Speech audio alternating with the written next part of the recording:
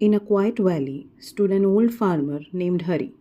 His hair had turned silver and his hands were lined with years of work. Every morning, he sat beneath a giant banyan tree, staring at the hills and complaining about the time he had lost. If only I were young again, he sighed. He never noticed the sunrise painting the sky or the soft calls of the sparrows. He spent his precious days lost in regret. Morning, as the first rays of dawn touched the fields, a bright blue bird landed on the banyan's lowest branch. It watched Hari with curious eyes and finally spoke in a voice like a flute.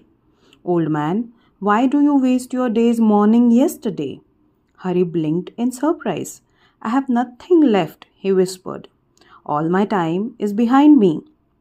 The bird tilted its head and said, No, the most precious time is what you have right now. The blue bird hopped down to the roots of the banyan tree. Come closer, it called. With trembling hands, Hari brushed away the fallen leaves. Beneath them lay an old brass clock, half buried in the earth, its hands still ticking. Every moment you spend in regret is a moment you never get back, the bird said. Hari touched the clock. For the first time in years, he felt something stir in his heart, a desire to live again.